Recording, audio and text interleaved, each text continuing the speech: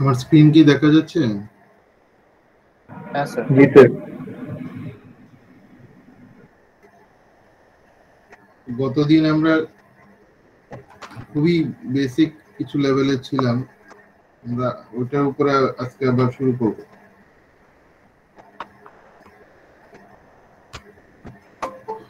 Sir last ক্লাসের রেকর্ডিংটা কি দেওয়া হ্যাঁ যাবে? হ্যাঁ, সেটা দেওয়া হয় নাই, আমি জানি তোমাদেরটা না, কারোটা আমি দিতে পারিনি, একটা ঝামেলায় পড়ে গেছিলাম। আজকে থেকে দিব সবগুলো টাইম,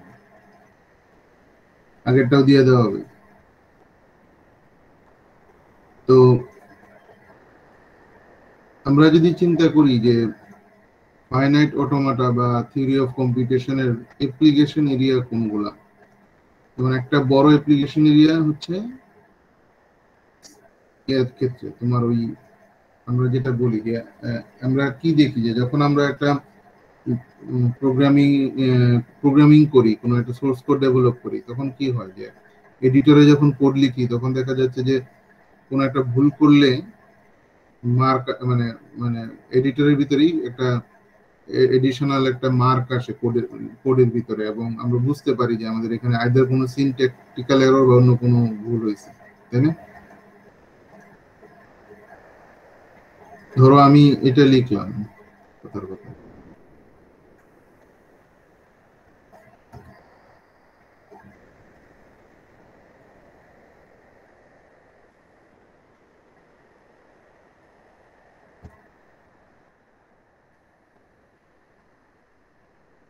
আমি যদি এটা লিখি,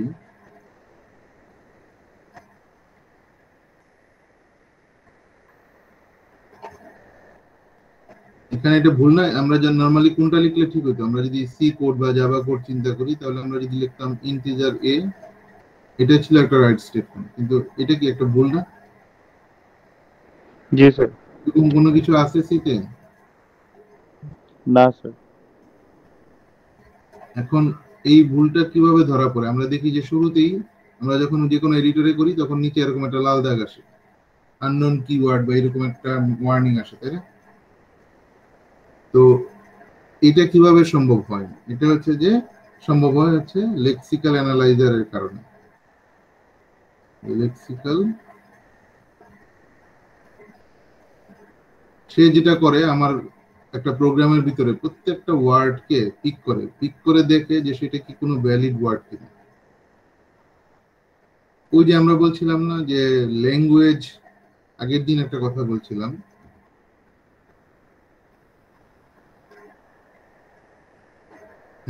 এই জিনিসটা খুবই vital. given a string w is element of sigma star, তার মানে কি আমরা যখন বলতেছি এই যে int p, ধরো সিগমা হচ্ছে তোমার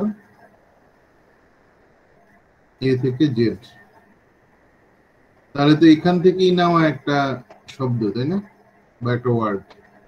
আমি যদি সিগমা স্টার বলি, তার মানে কি যে কোনো ক্যারেক্টার যে কোনো কম্বিনেশনে আমরা ইউজ করে ওয়ার্ড বানাতে পারবো, তাই না? এটা মিনিংটা এটাই ছিল না? জি স্যার। তার মানে আমরা কি এই ডেফিনেশন অনুযায়ী এটা তো একটা ওয়ার্ড, তাই না? এখান থেকেই বানানো একটা ওয়ার্ড, এই সেট থেকেই বানানো একটা ওয়ার্ড, তাই না? কিন্তু this is not a valid word in terms of the C language, তাই না? তো সেটাই বলা হয়েছে given a string w which is a member of sigma star, এটা হচ্ছে আমাদের এখানে যেটা ট্রু, int p টাকে আমরা এখান থেকে নিছি, সিগমা স্টার থেকে নিছি, বাট এন্ড ল্যাঙ্গুয়েজ এল, এবং এই এটার উপরে আমরা আবার একটা ল্যাঙ্গুয়েজও ফর্ম করতে পারি। এখান থেকে আমরা একটা ল্যাঙ্গুয়েজও ফর্ম করতে পারি। তার ভিতরে কি কি ওয়ার্ড থাকবে, যেগুলো হচ্ছে ধরো আমরা যদি সি ল্যাঙ্গুয়েজের কথা বলি, তাহলে সি ল্যাঙ্গুয়েজের ক্ষেত্রে যে সমস্ত মিনিংফুল ওয়ার্ড হতে পারে এরা সবাই থাকবে তার ডেফিনেশনের ভিতরে। বা এটা ইংলিশ ল্যাঙ্গুয়েজ এলে যত মিনিংফুল ইংলিশ ওয়ার্ড আছে সবগুলোই এটার মেম্বার হতে পারে। তো এখন decide whether or not w element of l। এখন আমাদের ডিসাইড করতে হবে এই যে আমি এখানে একটা w তৈরি করছি, একটা র্যান্ডম স্ট্রিং তৈরি করছি from sigma star, whether this is a member of this one, is it a member। এটাই আমাদের এখানে কোশ্চেনটা না। তো এই কাজটাই আমাদেরকে আমরা এই lexical analyser that is part of a compiler সে আমাদের জন্য করে দেয়।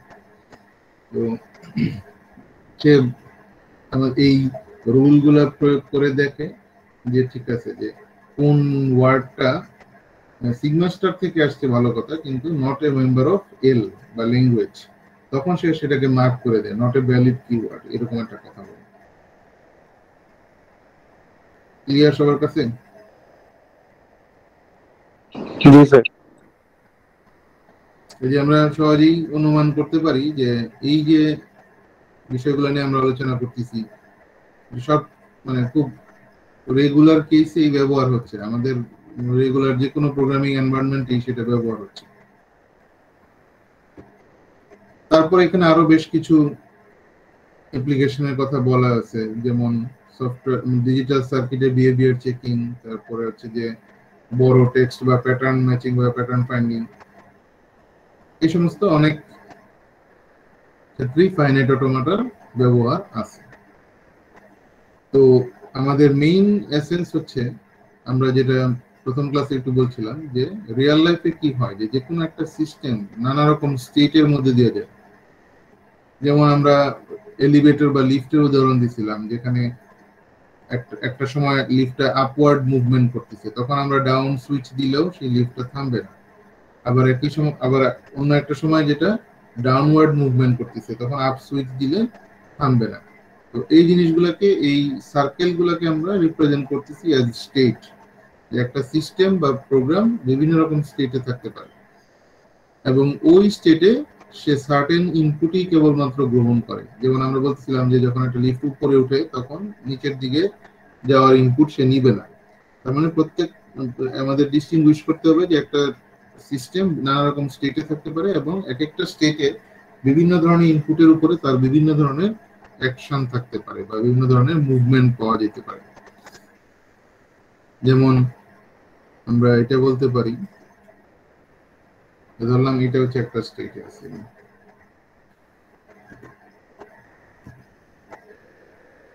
তাহলে আমি এখন এই স্টেটে আছি কিউ নট, ধরলাম স্টেটের নাম হচ্ছে কিউ নট। আমি এইভাবে ডিফাইন করলাম যে আমি যদি এখানে একটা ইনপুট এ পাই, আমি চলে যাব হচ্ছে কিউ ওয়ান স্টেটে, জেনারেলি অ্যারো দিয়ে প্রকাশ করা হয়েছে কোথায় যাচ্ছে। আবার একই স্টেটে থাকা অবস্থায় আমি যদি বি ইনপুট পাই, তো আমি চলে যাব হচ্ছে কিউ টু। তো এখানে আরেকটা প্রশ্ন আসতে পারে যে ইনপুটটা কিভাবে আসে। ইনপুট তো জাস্ট চিন্তা করতে হবে এজ এ রেগুলার ইনপুট, এটা ওয়েব ফর্ম থেকে আসতে পারে, কনসোল থেকে আসতে পারে, হোয়াটএভার ইট ইজ। এবং ইনপুটকে আমাদের চিন্তা করতে হবে যে as a continuous stream of symbols, like এখানে আমাদের যদি প্রথমে এ আসে, তারপরে বি আসে, প্রথমে সি আসে, তারপরে ডি আসে, কথার কথা, তারপরে আবার ডি আসে। এখানে একটা ইনপুট পাওয়ার পরে সেটা কিন্তু স্ট্রিং থেকে চলে যায়, সেটা এটাকে বলে কনজিউম হওয়া, মানে তার কাজ শেষ। এখন একটা ইনপুটের জন্য তার কিন্তু এক ধরনের ট্রানজিশন ঘটে গেছে। পরের ইনপুটটা কিন্তু, যেমন আমরা যদি প্রথমে বি এ পাই, আমি কিন্তু এটাকে কনজিউম করে কিউ ওয়ান স্টেটে চলে গেলাম। এখন নেক্সট ইনপুটটা কিন্তু কিউ ওয়ান স্টেটের উপরে কাজ করবে। এখন আবার কিউ ওয়ান স্টেট যদি এমন হয় যে বি পাওয়ার পরে সে কিউ টু তে চলে যায়, তাহলে বি কনজিউম হয়ে গেল, নেক্সট স্টেট ইনপুটটা এই যে সি ইনপুটটা কাজ করবে হচ্ছে কিউ টু তে, কারণ আমাদের প্রথম দুটো ইনপুটের জন্য দুটো স্টেট ট্রানজিশন ঘটে গেছে। তো এইভাবে ইনপুটগুলো কনজিউম হয় এবং দেখে যে আমি বর্তমানে কোন স্টেটে আছি, এবং সেই স্টেটে আমরা দেখি কিউ টুর জন্য কোনো আউটগোয়িং লিংক আছে কিনা বা ট্রানজিশন, এটাকে আমরা বলি ট্রানজিশন, ডিফাইন করা আছে কিনা। এই পর্যন্ত ক্লিয়ার? জি স্যার। এখানে একটা সিম্পল চিন্তা করা হয়েছে যে ওই লেক্সিক্যাল অ্যানালাইজার কথাই বলা হচ্ছে বা টোকেনাইজারও যেটাই বলি আমরা, এই যে দেন কিওয়ার্ডটাকে চিনতে চাচ্ছি। যেমন এটা হচ্ছে আমার ল্যাঙ্গুয়েজে একটা ভ্যালিড ওয়ার্ড। তো প্রথমে সে শুরু থেকে শুরু করলো, তারপরে সে দেখলো টি পাইলে সে আরেকটা স্টেটে গেল। মানে সার্কেল গুলোর ভিতরের লেখাগুলো নিয়ে ওয়ারিড হওয়ার দরকার নেই, সেগুলো আমরা অন্য নামও দিতে পারতাম। এখানে জাস্ট একটা স্ট্যাটাস আপডেট দিছে যে কতগুলা ক্যারেক্টার সে রিসিভ করছে, যেটা ভিতরে লিখে রাখছে। এটা তুমি কিউ নট কিউ ওয়ান এভাবে লিখতে পারতা, কোনো সমস্যা নেই। তো মোট কথা হচ্ছে স্টার্টিং স্টেটে সে কিন্তু এক্সপেক্ট করতেছে আউট টি ইনপুট পাবে, কারণ অন্য কিছুর জন্য সে ডিফাইন না। তার টি পাইলে সে গেল এই স্টেটে, এখানে সে এক্সপেক্ট করতেছে এইচ পাবে। তো এইভাবে আমি যখন ফাইনালি এখানে আমি এন পাইলাম, তখন সে দেখো একটা ডাবল সার্কেল দেওয়া, এটাকে বলে হচ্ছে ফাইনাল স্টেট বা অ্যাকসেপ্টিং স্টেট বলে। তো যে কোনো একটা ইনপুটের জন্য ফ্রম স্টার্টিং স্টেট আমরা যদি অ্যাকসেপ্টিং স্টেটে আসতে পারি, তখন বলতে হবে যে এই ইনপুটটা হচ্ছে আমার ল্যাঙ্গুয়েজের একটা ভ্যালিড কিওয়ার্ড বা ভ্যালিড ওয়ার্ড। আর এই দুইটার মাঝে যত স্টেট আছে এদেরকে আমরা বলি হচ্ছে ইন্টারমিডিয়েট স্টেট।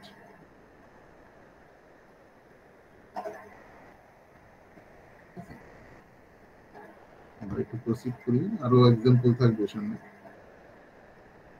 তো এই বিষয়টাতে আমরা রেগুলার এক্সপ্রেশনে আমরা একটু পরে আসব। আমি এই জায়গাটা একটু স্কিপ করে যাচ্ছি, একটু পরে আসতেছি। তো আমরা যদি খুব, এবং আমরা এই যে ফর্মাল প্রুফ, এখানে নানা রকম প্রুফ টেকনিক নিয়ে কথা বলা আছে, এটা আমি এখন সংক্ষিপ্ত আকারে বলে দেব। এই চ্যাপ্টারটা বিশেষ করে আমাদের কাইন্ড অফ, এই যে দেখো এইখানেই স্লাইড শেষ। এই চ্যাপ্টারটা মোস্টলি হচ্ছে যে আমাদের কিছু নোটেশন মনে করায় দেওয়ার জন্য। আমাদের পড়া কিন্তু শুরু হবে চ্যাপ্টার 2 থেকে মেইনলি। তো যখন ওই যে আমরা বলি না যে ধরো তুমি জাপানে যাচ্ছ, সহজ জাপানি ভাষা শিক্ষা, এরকম বই পাওয়া যায়। তো এখানে এই চ্যাপ্টারটা ধরনটা অনেকটা এরকম যে আমরা অটোমাটা থিওরি বা বিভিন্ন জিনিসগুলা টেক্সটগুলো পড়বো যখন, তখন নানা রকম সিম্বলস, কথাবার্তা আসবে বা ডেফিনেশন আসবে। তো এই চ্যাপ্টারটা অনেকটা এরকম বিভিন্ন রকম সিম্বলের সাথে পরিচয় করায় দেওয়া। কাজেই এখানে কোনো কিছু যদি আমরা না বুঝি, এগুলোর প্রত্যেকটা আলাদা করে সামনে আসবে। এবং নেক্সট যে কথাটা বলা হচ্ছে গ্রামার, আমরা খুব সাধারণভাবে চিন্তা করি ইংলিশ ল্যাঙ্গুয়েজে কি গ্রামার আছে না? জি স্যার। এবং একটা স্টেটমেন্ট যদি গ্রামাটিক্যালি কারেক্ট না হয়, তখন কিন্তু বিভিন্ন অনলাইন টুল, যেমন গ্রামারলি একটা টুল আছে যে গ্রামার চেক করে, বা আমাদের স্কুলে স্যাররা চেক করতেন, যেন যখন আমরা গ্রামাটিক্যালি কারেক্ট না হয় একটা স্টেটমেন্ট, আমরা নিজেরাও কিন্তু বুঝতে পারি। হ্যাঁ, তো সেটা হয়তো স্পোকেন ইংলিশে কিছুটা বা কথ্য ভাষা যেটা, সেটাতে অ্যালাউড। কিন্তু তুমি যদি ফর্মাল রাইটিং করো, তখন কিন্তু গ্রামাটিক্যালি ইনকারেক্ট স্টেটমেন্ট অ্যালাউড না। যেমন আমি যখন পরীক্ষার খাতা দেখি স্টুডেন্টদের, তখন স্বাভাবিকভাবে আমরাও যখন স্টুডেন্ট ছিলাম, এটা খুবই স্বাভাবিক, এক্সামের সময় অনেক প্রেশার থাকে, তখন সবাই যে খুব কারেক্টলি গ্রামাটিক্যাল স্টেটমেন্ট লেখে এটা তা না। কিন্তু আমরা হয়তো মিনিংটা বুঝতে পারলে নাম্বার দিয়ে দিই। কিন্তু তুমি যখন কোনো একটা রিসার্চ পেপার লিখবা, বা তোমার ক্যাপস্টোন প্রজেক্ট বলি বা ফোর্থ ইয়ার ফাইনাল প্রজেক্ট বলি, এগুলোর যখন রিপোর্ট লিখবা, সেগুলো হচ্ছে একেবারে প্রপার ফর্মাল ডকুমেন্ট। ওখানে তোমার গ্রামাটিক্যাল এরর করা যাবে না। তার মানে ইন থিওরি গ্রামারটার ব্যবহার হচ্ছে যে একটা ল্যাঙ্গুয়েজে ওয়ার্ড গুলা তো বুঝলাম যে এইভাবে ওয়ার্ড গুলা জেনারেট করা যায়, কিন্তু সেই ওয়ার্ড গুলার ইন্টারাকশন কি হবে বা সিকোয়েন্স অফ ওয়ার্ডস কিভাবে থাকবে, সেটা কি গ্রামার দ্বারা ডিকটেট হচ্ছে, তাই না? যেমন আমরা জানি কি একটা ইংলিশ স্টেটমেন্টে প্রথমে সাবজেক্ট, পরে অবজেক্ট আসবে। তো এই যে ডিকটেট করলো, এটার মাধ্যমে কিন্তু সেন্টেন্সে কার পরে কে আসতেছে, কোন সিম্বলের পরে কোন সিম্বল আসতেছে, সেই বিষয়টাই ডিকটেট হচ্ছে। তো যেমন আমরা অনেক ক্ষেত্রেই দেখি যে কোনো একটা ইমেল অ্যাড্রেসের জন্য যদি আমি সাইন আপ করি, দেখবো যে তুমি যদি এটা না দাও, ধরো তুমি এরকম একটা ইমেল অ্যাড্রেস দিচ্ছো, abc.def,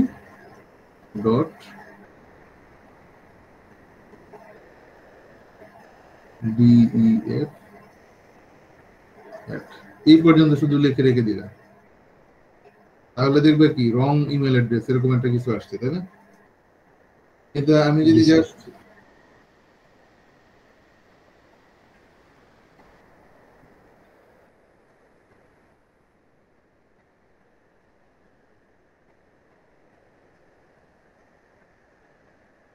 এইটাও লিখি, তখন কিন্তু সে অ্যাকসেপ্ট করবে।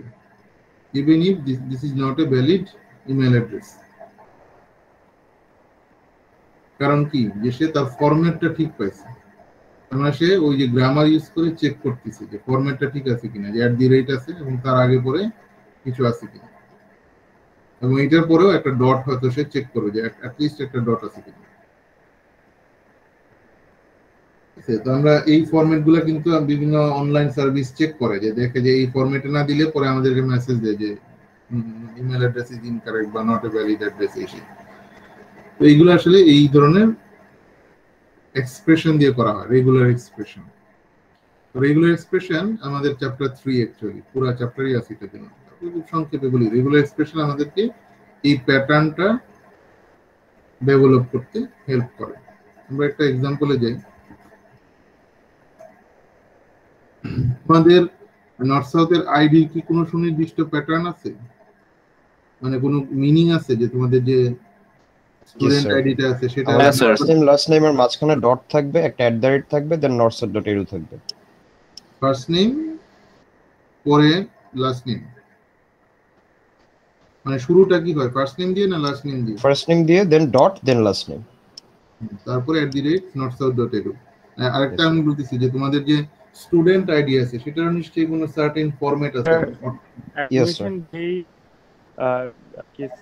কেউ একজন একটা আইডি বলো তো, যে কোনো একটা আইডি বলো এবং ফরম্যাটটা বলো আমাকে।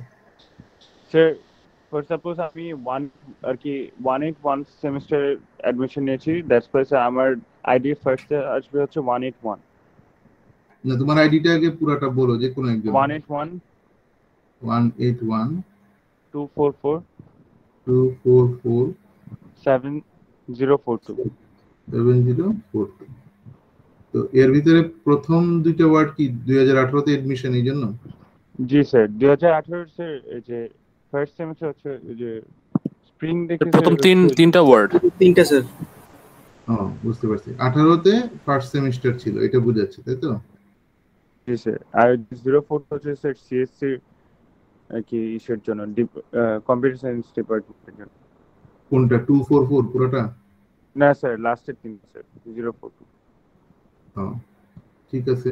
আর মাঝের গুলোর কোনো অর্থ আছে না, এটা জাস্ট ডেট কাউন্ট? এটা মেবি সিরিয়ালি চলে আসে, সিরিয়ালটা কি? ঠিক আছে, ওকে। এখন ধরো আমি করলাম যে আমি যে কোনো একটা র্যান্ডম আইডি দিলাম, তোমাকে আইডি দিলাম, এবং তুমি বের করার চেষ্টা করতেছো যে সেম ইয়ারে তোমার সাথে কারা স্টার্ট করছে একই সাবজেক্টে out of total students in NSU. এখন কোনটা সহজ? তুমি যদি কোনো একটা অটোমেটেড সিস্টেম দিয়ে চেক করতে পারো যে সামনে এবং পিছনে এই প্যাটার্নটা আছে কিনা, এটা অনেক বেশি সহজ না ম্যানুয়ালি চেক করার চাইতে? তো এটা আমরা জেনারেলি করি, যেমন আমরা বিভিন্ন রকম এটাকে রেগুলার এক্সপ্রেশন আমরা অন্যান্য ক্ষেত্রে অ্যাপ্লাই করে আসছি।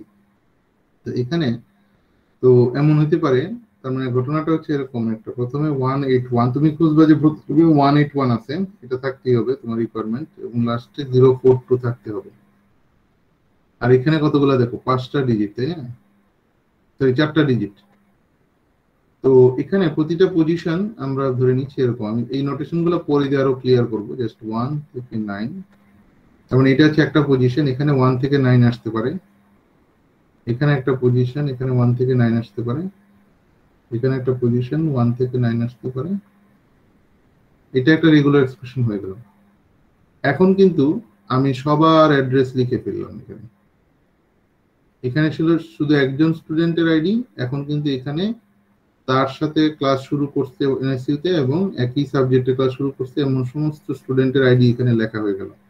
কিভাবে? কারণ আমরা এই রেগুলার এক্সপ্রেশনের এই কনটেক্সট ইউজ করাতে আমরা এখানে বললাম যে এই পজিশনে 1 থেকে 9 যে কোনো একটা ভ্যালিড আসতে পারে।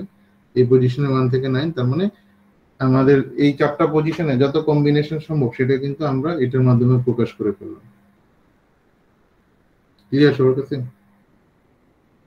তার মানে এইভাবে এখন ধরো তুমি একটা কথার কথা যে তুমি তোমার একটা ক্লাস পার্টি করতেছো, যে যারা এই ক্রাইটেরিয়াতে পড়ে তারাই শুধু এই পার্টিতে ঢুকবে, এবং তোমার ওই একটা হল রুমে সেই পার্টি হচ্ছে, এবং সামনে একটা এন্ট্রি, মানে একটা লকড এন্ট্রি আছে যেখানে একটা কিপ্যাড আছে, এই সে তার আইডি এন্টার করলেই সে কেবলমাত্র ওখানে ঢুকতে পারবে। এখন তুমি যেটা করতে পারো যে সেই কিপ্যাডটার ভিতরে যে কন্ট্রোলটা, সেই কন্ট্রোলের ভিতরে এই প্যাটার্নটা দিয়ে দিতে পারো, যে কত সে শুধু জাস্ট চেক করবে যে প্রথম তিনটাতে এটা আছে কিনা, যে প্রথম তিনটাতে এই 181 আছে কিনা, তারপরে দেখবে যে পরে এক্স্যাক্টলি 4টা সিম্বল আছে কিনা, যেখানে প্রথমটা হচ্ছে 1 থেকে 9, পরেরটা 1 থেকে 9 এভাবে, এবং লাস্টে দেখবে যে 042 আছে কিনা। তাহলে কিন্তু এখন এই প্যাটার্ন যদি ইউজ না করি তাহলে কি করতে হবে, তোমাকে ওই কন্ট্রোলের ভিতরে এই সমস্ত স্টুডেন্টের লিস্টটা তোমাকে প্রোভাইড করতে হবে, এবং সে কিন্তু প্রত্যেকটা ডিজিট চেক করে পরে এন্ট্রি করতে দিবে। ক্লিয়ার সবার কাছে প্যাটার্নের ভূমিকাটা কোথায় এখানে?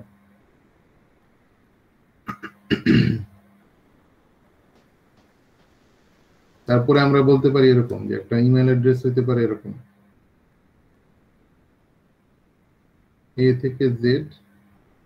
এখন আমরা সংক্ষেপে বলতেছি, পরবর্তীতে আরো ক্লিয়ার করবো। উপরে যদি আমি স্টার্ট দিই, সেটার মিনিং হচ্ছে এ থেকে জেড পর্যন্ত যত ক্যারেক্টার আছে এদের নিয়ে যে কোনো সংখ্যায় তুমি নিবা, বা যে কোনো কম্বিনেশনে যে কোনো লেন্থের স্ট্রিং। তাহলে আমরা এটা বলতে পারি না যে একটা ইমেল অ্যাড্রেস হতে পারে এরকম, কথার কথা, মানে বাস্তবে হয়তো এতটা অ্যালাউ করবো না আমরা, কিন্তু আমরা এরকম দিয়ে দিলাম।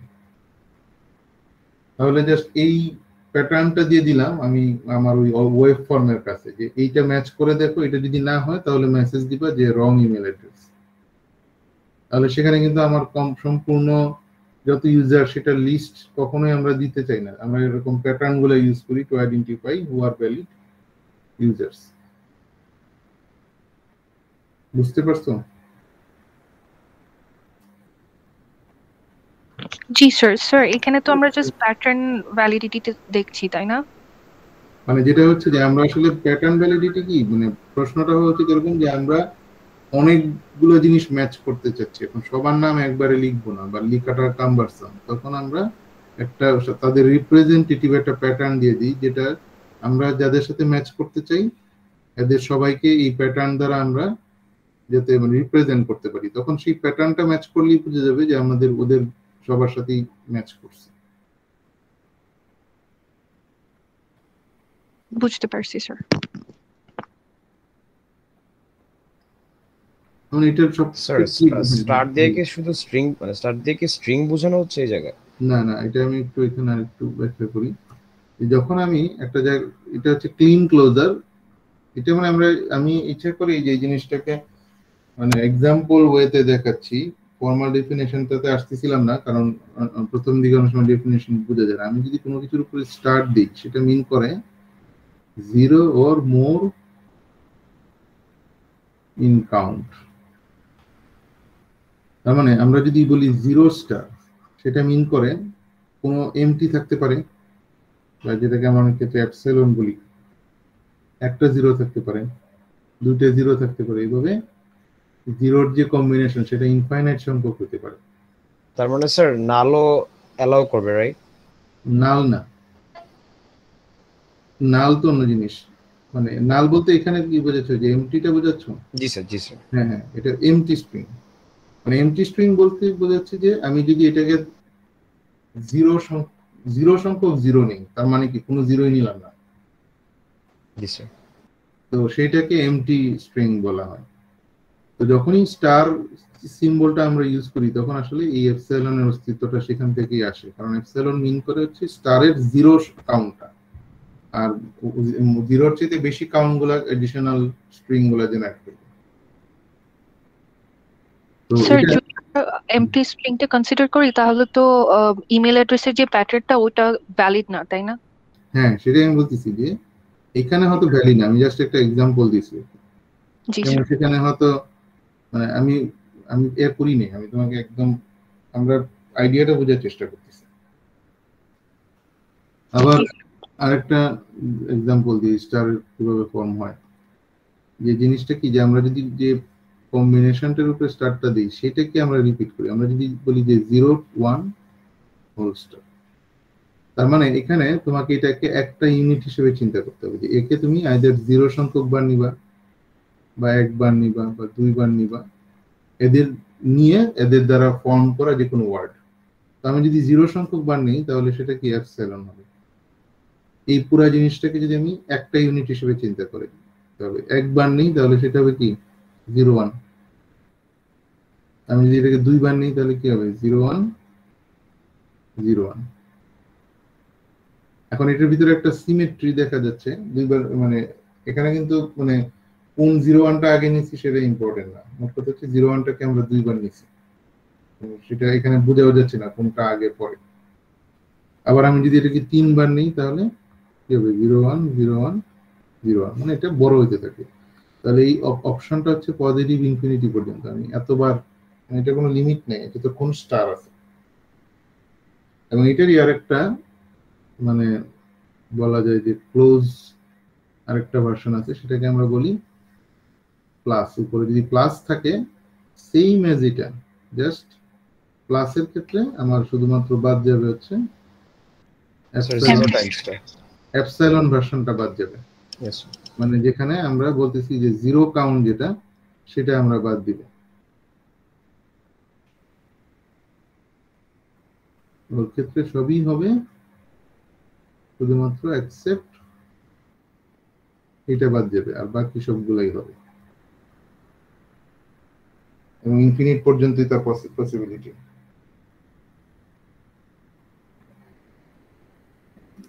এই জিনিসগুলো আরো ডিটেইলস আসবে সামনে, আমরা জাস্ট আইডিয়াটা দিয়ে গেলাম। তো এখন তোমরা নিজেরা দেখে বুঝতে পারবা এই এক্সাম্পলটা কিছুটা, যে আমরা আসলে ধরো ইউএস এর কিছু সিটি নেম এটাকে রিপ্রেজেন্ট করতে চাচ্ছি। যে প্রথমে স্টেট সিটির নেম আসবে, তারপরে আসবে হচ্ছে স্টেটের নেম। তো আমরা ধরে নিচ্ছি যে সিটি নেমগুলা একটা লেটার দিয়ে শুরু হবে, কোনো ডিজিট থাকবে না শুরুতে। তারপরে হচ্ছে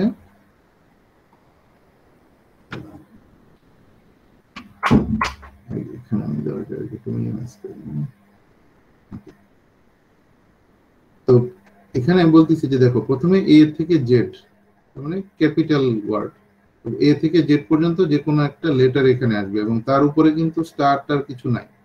স্টার যদি না থাকে বা প্লাস না থাকে, তার মানে আমরা একটা সিম্বল বুঝাই এ থেকে জেড, তার মানে এখানে বুঝাচ্ছে এ থেকে জেড এর যে কোনো একটা সিম্বল বলবে, এবং সেটা মাস্ট। কোনো কিছুর উপরে যদি স্টার্ট থাকে তখন পসিবিলিটি আসে যে সেটা 0 কাউন্টে আসতে পারে, নাও থাকতে পারে। কিন্তু যদি আমরা ফিক্সড করতে চাই যেটা আসবেই, তখন স্টার্ট দেওয়া যাবে না। যেমন এই জায়গাটা আমরা ফিক্সড করে দিলাম যেটা আসতেই হবে। তারপরে আমরা দিলাম এ থেকে জেড স্টার, তার মানে আমরা বুঝাইতে চাচ্ছি তারপরে স্মল ওয়ার্ড মানে লোয়ার কেস লেটারে যে কোনো একটা কম্বিনেশন আসবে। তার মানে যে পলো শব্দটা আসছে উপরে, তার পিটাকে জেনারেট করতে হচ্ছে এই প্রথম এ থেকে জেড এটা, তারপরে তার বাকি যে লেটার গুলা এ থেকে জেড স্টারের মাধ্যমে আমরা সেটা জেনারেট করে নিই। তারপরে আরো এডিশনালি কমপ্লেক্স একটা স্ট্রাকচার দেখানো হয়েছে। মোট কথা হচ্ছে এদের সবার কাজ হচ্ছে এই শব্দটাকে, মানে এই লাইনটাকে জেনারেট করে নেওয়া। এবং লাস্টে দেখো আবার ফিক্সড করে দিছে একটা স্পেস, যে এখানে হচ্ছে একটা স্পেস আছে, তারপরে এ থেকে জেড, আবার এ থেকে জেড। আমেরিকাতে স্টেটের যে স্টেটটাকে 2 লেটার ওয়ার্ড দিয়ে জেনারেলি প্রকাশ করা হয়, এবং এটা কনসিস্টেন্ট, সবসময় 2টা লেটার হবে। কাজে এটা যেহেতু ফিক্সড, এই জন্য এটাকে কিন্তু কোনো স্টার দেখা যাচ্ছে না। আবার যে অংশে মানে এই নামটা কিন্তু অনেক বড় হতে পারে, তো এটাকে বিভিন্ন কম্বিনেশনে তারা লেখার চেষ্টা করছে। তো সেই ডিটেলস গুলো আমরা পড়ে যাব, কিন্তু সেখানে আবার স্টারের প্রেজেন্স আছে। যেখানে একটা জিনিস পসিবিলিটিজ আছে, আসতেও পারে নাও আসতে পারে, সেখানে জেনারেলি আমরা স্টার গুলো ইউজ করি। তো এগুলো হচ্ছে one of the major task আমাদের অটোমাটা থিওরিতে, যে আমরা এরকম রেগুলার এক্সপ্রেশনস ইউজ করতে পারি to match text or pattern. Clear এখন পর্যন্ত? জি স্যার। নেক্সট ওয়ান আমাদের চ্যাপ্টার 1 এ বইয়ে দেখবা কিছু প্রুফ আছে, এই প্রুফ গুলা সম্বন্ধেও তাদের অনেক বড় ডিসকাশন আছে। তো এই অংশে আমি কিন্তু প্রত্যেকটা স্লাইডের শেষে যদি কোনো আলাদা বইয়ের পেজ নাম্বার বলে দিই, তো এখানে দেখো কোনো পেজ নাম্বার বলা নাই, তার মানে হচ্ছে যে এটা শুধুমাত্র স্লাইড থেকে রিভাইজ করলেই হবে, এই অংশটার জন্য বই পড়া লাগবে না। তো এই প্রুফ টেকনিক গুলা নিয়ে একটু কথা বলি, কারণ এই শব্দগুলো অনেক জায়গায় ইউজ করা হবে, তখন আমাদের যাতে বুঝতে পারি আমরা। তো আপাতত আমাদের ফর্মাল কোনো মানে থিওরেম আমরা এখানে প্রুফ করতেছি না, কাজে ওয়ারি দেওয়ার কিছু নেই, আমাদের জাস্ট কিওয়ার্ড জানা দরকার। যেমন ডিডাকশন, আমরা একটা শব্দ বলি যে এই লাইনটা থেকে আমরা এই লাইনটাকে ডিডাক্ট করতে পারি, বা এই লাইনটা থেকে আমরা এই লাইনে আসতে পারি। তো এটা অনেকটা কাইন্ড অফ লজিক্যাল প্রোগ্রেশন। যেমন আমরা যদি যে এক্সাম্পলটা দেওয়া হয়েছে, যদি y greater or equal 4 হয়, তাহলে কিন্তু আমরা ধরে নিতে পারি যে রাইট সাইডের যে স্টেটমেন্টটা, যে 2 to the power y greater or equal y square। এখন প্রশ্ন হচ্ছে যে এটা কোত্থেকে আসলো, এটা কোত্থেকে আসলো, এটা নিয়ে আমাকে এখন ভাবার দরকার নেই, এটা জাস্ট এক্সাম্পল। তো আমরা যদি আবার এটা করি যে একটা লাইনে আছে a greater than b, তো সেটা কিন্তু একটা লজিক্যাল প্রোগ্রেশন হচ্ছে অনেকটা এরকম যে 10a is greater than, এটা কখনো এটাও ট্রু হবে, তাই না? এটা ফলস না, মানে ফলস হওয়ার কোনো সুযোগ নেই। কিন্তু এটা ডাজ নট মিন যে আমরা আবার এইটা লিখতে পারবো না যদি আমাদের বলা থাকে যে CA is greater than B, এটা বলা যাবে না, কারণ C তো নেগেটিভ হইতে পারে। এখন যদি প্রশ্ন বলা থাকে যে অল পজিটিভ, অল সিম্বলস আর পজিটিভ নাম্বারস, তাহলে কিন্তু আবার এটা আমরা বলতে পারবো, তখন সেটা অ্যালাউড। তো এই বিষয়টা হচ্ছে ডিডাকশনের কথাটা এটাই, যে কোথায় কোন স্টেটমেন্ট থেকে কোন স্টেটমেন্টে আমরা লজিক্যালি জাম্প করতে পারি। যেমন ডিডাকটিভ প্রুফের একটা উদাহরণ দেওয়া হয়েছে, যেমন যে একটু আগে যে আমরা ক্লেমটা করলাম, এটা আমরা দেখাইতে পারি কিনা। তো সেটাই জাস্ট ইকুয়েশন সলভের মতো বিষয়টা।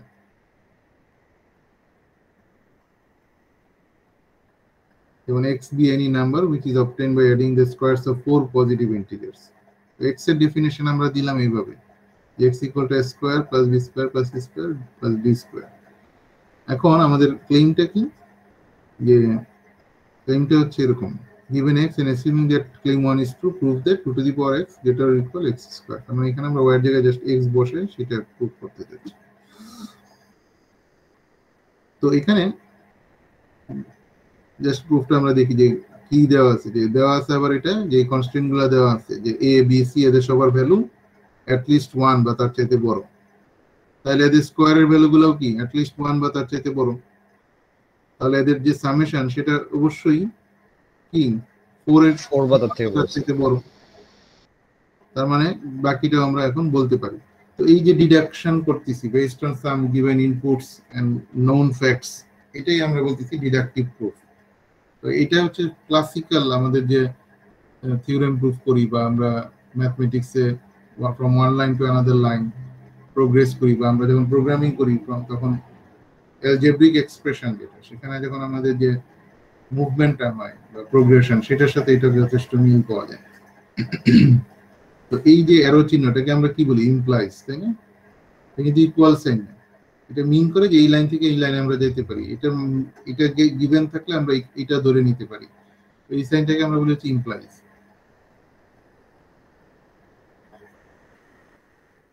তো এই যে এই শব্দগুলা সারা বইয়ে আছে, থিওরেম, লেমা, করোলারি।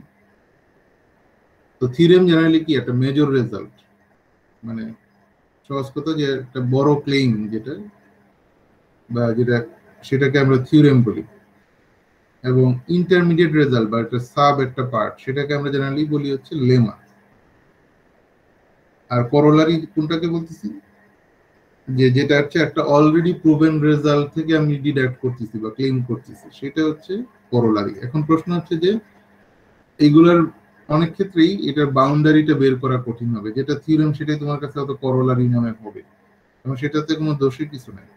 কিন্তু আমরা যা জেনে রাখলাম যে এই তিনটা টপিক মানে টার্ম আছে, যেটার ভিতরে হয়তো স্লাইট একটা ডিফারেন্স আছে। তো যেমন একটা উদাহরণ দেওয়া হয়েছিল এখানে, ধরে নিলাম একটা বাইনারি ট্রি এর হাইট নিয়ে আমরা চিন্তা করতেছি, বা হাইট কত হতে পারে সেটা নিয়ে আমরা একটা কমেন্ট করতে চাচ্ছি। সেক্ষেত্রে একটা থিওরেম, যেমন আমরা এটা জানি যে বাইনারি ট্রির হাইট কিন্তু আসলে log n, floor of log N at least. তো এটা কিন্তু একটা অলরেডি প্রুভেন থিওরেম, মানে এই থিওরেমটা রিয়েলি আছে, এটা তোমরা ডেটা স্ট্রাকচার বা অন্য কোথাও অ্যালগরিদম কোর্সে দেখে আসছো। তো লেমা কি? লেমার কথা বলা হচ্ছে যে intermediate result that we show to prove that larger result, যেটা লার্জার রেজাল্ট ছিল হচ্ছে আমাদের থিওরেমে। এই যে হাইটের বিষয়টা, সেটা কিন্তু আসলে এই ফ্যাক্ট থেকে আসছে যে প্রত্যেকটা বাইনারি ট্রির এক একটা লেভেলে বা প্রত্যেকটা লেয়ারে, মানে এই লেভেলটা যেমন থার্ড লেভেল, এটা হচ্ছে সেকেন্ড লেভেল, এক একটা লেভেলে 2 টু দি পাওয়ার i সংখ্যক নোড আছে। এই অবজারভেশন গুলো থেকে কিন্তু এই মেজর রেজাল্টটা প্রুফ করা গেছে যে টোটাল হাইটটা হবে তাহলে ফ্লোর লগ এন। তো এগুলাকে জেনারেলি লেমা বলা হচ্ছে, যে বিগ রেজাল্ট যেটা বা লার্জার রেজাল্ট বা থিওরেমটা প্রুফের জন্য যে ইন্টারমিডিয়েট ফ্যাক্ট গুলো ইউজ করা হয়েছে সেগুলোকে আমরা বলতেছি লেমা।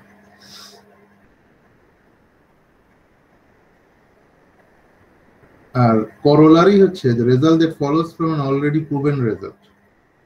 তো এই যে থিওরেম দেওয়া আছে যে ফ্লোর লগ এন সংখ্যক টোটাল তার হাইট হবে, তো এইটা যদি জানা থাকে তখন পারফেক্ট বাইনারি ট্রি মানে কি, যে কোনো চাইল্ড খালি নেই। Perfect binary tree of height h has 2 to the power h plus 1 minus 1 nodes। তার মানে এই করোলারিটা আসছে এই থিওরেমের রেজাল্টের ইউজ করে। এটা ইউজ করে আমরা এটা কিন্তু ডিরেক্ট বলে ফেলতে পারছি, কোনো প্রুফ করা লাগে না। তো এখন যে আমাদের একদম ক্লিয়ারলি তাদের মধ্যে ডিভিশন তৈরি করতে হবে তা না, আমাদের একটু মানে আমাদের মাথায় রাখলেই হবে যে মোটামুটি কাছাকাছি জিনিসেরই 3 রকম নাম আছে, থিওরেম, লেমা আর করোলারি।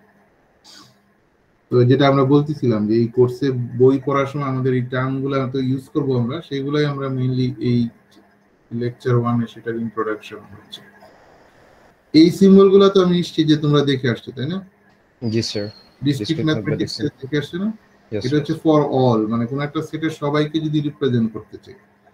আর এটা হচ্ছে certain elements, there exist 5 element বা দেয়ার এক্সিস্ট 1 এলিমেন্ট, তখন এই সিম্বলটা আমরা ইউজ করি। আর এটা তো একটু আগে আমরা ইউজ করে আসছি ডিডাকশনের ক্ষেত্রে, যেমন if a then b then can be also written as a। এটা কি ঠিক আছে? এটা লেখাটা ওকে, ইফ a then b, হ্যাঁ a implies b, ওকে ঠিক আছে। তার মানে a থেকে b তে আমরা ইমপ্লাই করতে পারি, কোথাও a লেখা থাকলে সেটাতে আমরা এর জন্য ট্রু হলে আমরা বলতে পারি b এর জন্য ট্রু। এই বিষয়টা অনেকটা এরকম, যেটা আমরা আসলে ডিডাকটিভ প্রুফের এই যে সিম্বলগুলো কিন্তু তাই, সেই ইমপ্লাইজ ছিল।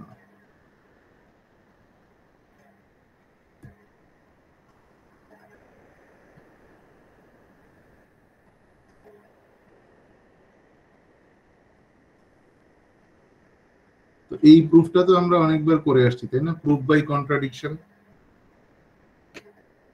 বিভিন্ন সময়, যেমন অনেক স্টেটমেন্ট আছে বা অনেক প্রবলেম আছে ডিরেক্ট প্রুফ নাই, তাই তো?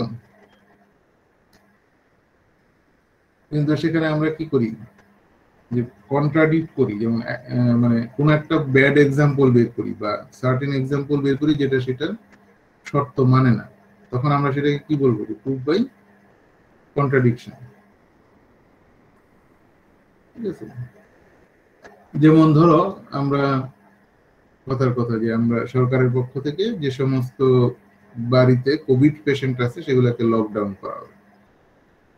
এখন আমার কিন্তু একটা বাড়ির সবাইকে টেস্ট করে প্রুফ করার দরকার নাই, একজনকেই যদি পাই তাহলে কিন্তু আমি ওই বাড়িটা লকডাউন করতে পারবো, কারণ সেই একটা হচ্ছে আমরা একটা কাউন্টার এক্সাম্পল বের করে ফেলছি। ক্লিয়ার সবার কাছে? জি স্যার। ও আমি মানে একটু ভুল বললাম, আমরা আসলে আমি যে উদাহরণটা দিলাম সেটা হচ্ছে এইটার উদাহরণ, কাউন্টার এক্সাম্পলের। কাউন্টার এক্সাম্পল কিন্তু ডিরেক্ট কোনো প্রুফ টেকনিক না, এটা জাস্ট একটা এক্সট্রিম এক্সাম্পল বা ব্যাড এক্সাম্পল বের করা হয় বা সার্টেন এক্সাম্পল বের করা হয়, তো দেখানোর জন্য যে ঠিক আছে এই এক্সাম্পলটা দিয়ে আমরা দেখাইতে পারি যে এই স্টেটমেন্টটা ট্রু না, কিন্তু আমাদের কাছে কিন্তু ফর্মাল প্রুফ নেই। কিন্তু অনেক ক্ষেত্রে যেমন এটা হচ্ছে যে কনটেক্সটের উপরে ডিপেন্ড করে, এখানে কাউন্টার এক্সাম্পল দেখাইলে যেটা আমরা শো করতে চাচ্ছি, যেটার ইম্পর্টেন্স যখন অনেক বেশি থাকে, তখন এরকম একটা পজিটিভ কেসটা হয়তো আমরা প্রুফ করতে পারতেছি না, কিন্তু নেগেটিভ কেস একটা যদি নিয়ে আসা যায় সেটাই যথেষ্ট। আর প্রুফ বাই কন্ট্রাডিকশন হচ্ছে অনেকটা ওই ইমপ্লাইজ এর মতো, যে আমরা প্রথমে যেমন আমরা জানি যে এ ইমপ্লাইজ বি হয় না, তারপর আমরা ধরে নিব যে ঠিক আছে এ ইমপ্লাইজ বি। তখন আমরা যখন প্রোগ্রেস করতে থাকবো, বিভিন্ন এভিডেন্স দিয়ে প্রমাণ করা যাবে যে আমাদের একটা ইনকনসিস্টেন্সি ক্রিয়েট হবে, তখন আমরা ধরে নিব যে ও আমরা যে শুরুতে ধরে নিছিলাম সেটা ঠিক হয় না।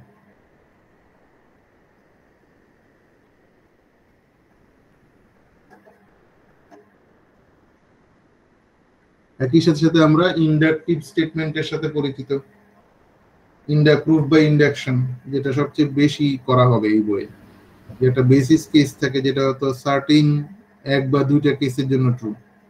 তারপর আমরা একটা ইন্ডাকটিভ কেস বিল্ড করার চেষ্টা করি, এবং বেসড অন ইন্ডাকটিভ কেস আমরা আরো এডিশনাল এক্সাম্পল বা প্রুফ করার চেষ্টা করি। জেনারেলি সবচেয়ে বড় উদাহরণ দেখা যায় যে আমরা কোনো কিছু n = 1 বা 0 এর জন্য প্রুফ করি, তারপরে n এর জন্য দেখাই, এবং সেটার ভিত্তিতে আমরা দেখাই যে n+1 এর জন্য এটা ট্রু হবে কিনা।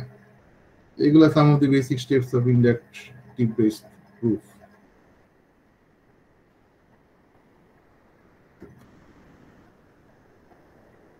তো এটা হচ্ছে খুব ইম্পর্টেন্ট। দ্যার ইজ নো, যে কাউন্টার এক্সাম্পল আছে কিন্তু there is no such thing called a proof by example. আমরা এক্সাম্পল দিয়ে কোনো কিছু রিফিউট করতে পারবো বা নাকচ করতে পারবো, কিন্তু এক্সাম্পল দিয়ে কোনো কিছু জাস্ট প্রুফ করতে পারবো না। আমাদের ফর্মাল ম্যাথমেটিক্যাল এক্সপ্লেনেশন লাগবে যদি আমরা কোনো কিছু প্রুফ করতে চাই।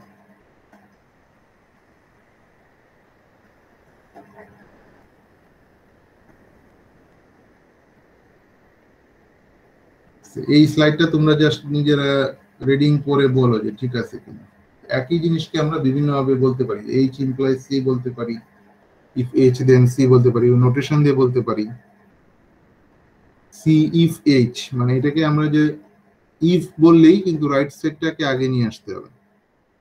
c if h মানে h হইলেই c হবে, বিষয়টা এরকম। আবার আরেকটা পার্ট আছে h only if c, এটা এভাবে বলা যায়। তার মানে যখন আমরা ইমপ্লাইজ বলি তার দুইটা পার্ট থাকে, একটা পার্ট হচ্ছে if part c if h, আমাদের এটা রাইট সাইডটা আগে বলতে হবে, আর একটা হচ্ছে অনলি ইফ পার্ট।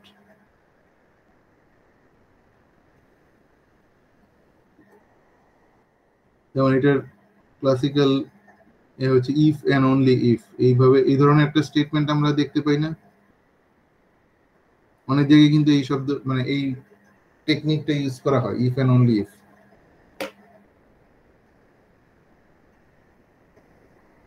শোনা যাচ্ছে আমার কথা? Yes sir. জি স্যার।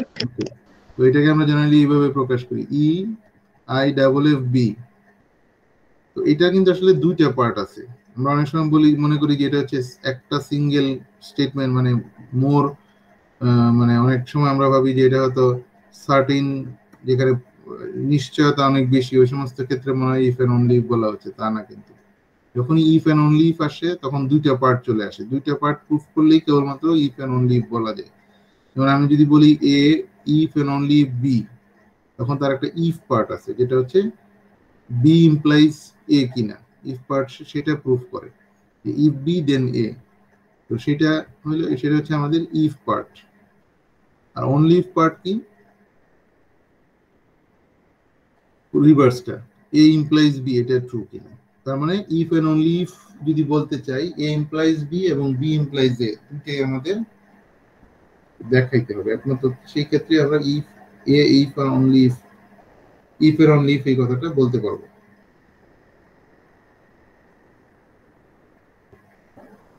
তো যে কোনো জায়গায় আমরা যদি যে লাস্ট স্টেটমেন্টটা ই আই ডাবল এফ বা ইফ এন্ড অনলি ইফ প্রমাণ করতে চাই, তখন দুইটা পার্ট থাকবে, ইফ পার্ট এবং অনলি ইফ পার্ট, দুইটাই আমাদের দেখাইতে হবে যে ট্রু।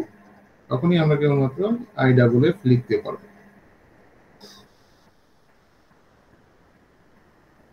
তো এটা হচ্ছে একটা সামারি দেওয়া আছে, আমরা এখানে কি আলোচনা করলাম। তো এটাই ছিল আমাদের চ্যাপ্টার 1 এর mainly look back into the theory, theoretical some terms. Chapter 2 থেকে আমরা অ্যাকচুয়ালি কন্টেন্ট ওয়াইজ আলোচনা শুরু করব।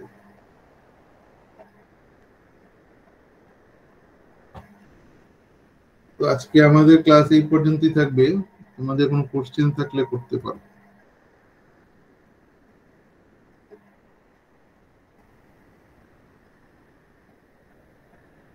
স্যার প্রিভিয়াস ক্লাসের রেকর্ডিংটা আপলোড করা হ্যাঁ, যাবে? আমি জানি, এটা আমার দেরি হয়ে গেছে। আমি নরমালি দিনেরটা দিনই দিয়ে দিই, আজকে সবগুলা পাওয়া যাবে তোমরা। Thank you sir. Sir slides গুলো কি আপলোড করা হবে? হ্যাঁ হ্যাঁ, স্লাইডগুলো আপলোড করা হবে। স্যার আজকে অ্যাটেন্ডেন্স কি হয়ে গেছে? অ্যাটেন্ডেন্স আমি তো ওই যে গত ক্লাসে বলছিলাম, অ্যাটেন্ডেন্স এইভাবে আমি নেই না, আমি পরে আলাদা করে দিই আর কি। Okay sir. আমার একটা স্ক্রিনশটের মতো থাকে, ওটার ভিত্তিতে দিই। ঠিক আছে তাহলে, হ্যাঁ, যদি কোনো কোশ্চেন না থাকে আমরা স্যার রেকর্ডিং অফ করে দিন।